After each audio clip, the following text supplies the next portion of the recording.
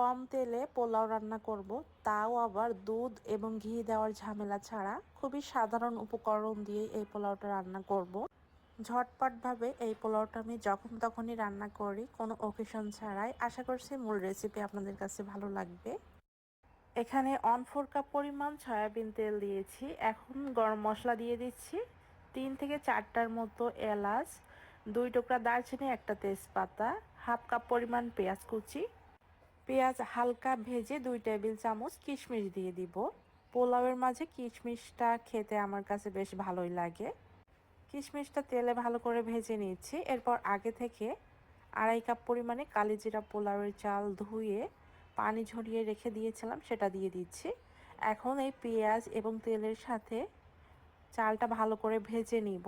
এর মাঝে 1 টেবিল চামচ আদা বাটা দিয়ে দিয়েছি। পোলাওয়ের মাঝে আদা বাটাটা বেশ ভালো যায় এবং আদার ঘ্রাণটাও পোলাওয়ের মাঝে বেশ ভালোই লাগে। এখন ভালো করে ভেজে নিব চালটা ঝরঝরে হয়ে যাওয়া পর্যন্ত। চালের কালারটা পরিবর্তন হয়ে যাবে, সেই সাথে ভাজার পরে খুব সুন্দর একটা স্মেলও বের হবে। এরপর যতটুকু পরিমাণে চাল নিয়েছি তার ডাবল পরিমাণে গরম পানি দিয়ে দিব। যেহেতু এখানে 2.5 কাপ পরিমাণে পোলাওয়ের চাল নিয়েছি, সেজন্য 5 কাপ পরিমাণে মেপে একই কাপে পানি দিয়ে দিচ্ছি। আর লবণ দিয়ে দিচ্ছি পরিমাণ মতো। লবণটা অবশ্যই চেক করে নেবেন। এরপর ঢেকে রেখে দিব। তবে ঢেকে দেওয়ার আগে এখানে আস্ত কয়েকটা কাঁচামরিচ দিয়ে দিচ্ছি। পোলাওয়ের মাঝে কাঁচামরিচটা দেখতে ভালো লাগে খাওয়ার থেকে, এজন্য দিয়ে দিয়েছি। পোলাওয়ের পানিটা যখন অনেকটা শুকিয়ে যাবে তখন উল্টে পাল্টে দিব, তা না হলে উপরের ভাতটা শক্ত থাকবে আর ভিতরের ভাতগুলো বেশি নরম হয়ে যাবে। এজন্য উল্টে পাল্টে দিচ্ছি। আর লবণের পরিমাণ একটু কম ছিল, লবণটা দিয়ে দিচ্ছি। পোলাওয়ের উপর গাজর গ্রেট করে দিয়ে দিচ্ছি। এটা আসলে দেখতে ভালো লাগবে, সেই সাথে পোলাওয়ের টেস্টটাও কিন্তু বেশ ভালো আসে।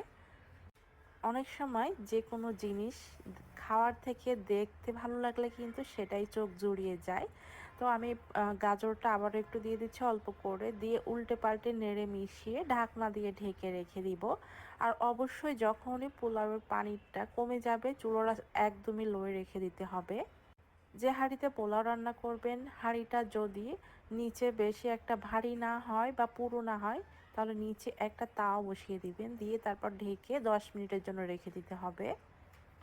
পানির পরিমাণ যদি ঠিকঠাক দেন এবং চুলা আঁচটাও ঠিকঠাক রাখেন, সেক্ষেত্রে পোলাওটা ঝরঝরে হবে এবং কোনো প্রকার শক্ত থাকবে না। এখানে কোনো প্রকার ঘি দেইনি, উল্টে পাল্টে দিচ্ছে। আর এখানে কিন্তু রাইসটা অলরেডি সিদ্ধ হয়ে গেছে। আমার বাসায় আমার হাতের এই পোলাওটা খেতে সবাই খুবই পছন্দ করে। আশা করছি এই রেসিপিতে আপনারা বাসায় ট্রাই করে দেখবেন। উল্টে পাল্টে এখন ঢেকে রেখে দিচ্ছি। আর অলরেডি রান্না হয়ে গেছে। এই যে রাইসটা দেখেন, আমি দেখিয়ে দিচ্ছি, সিদ্ধ হয়ে গেছে। ভাত রান্না করার থেকেও আমার কাছে সহজ মনে হয়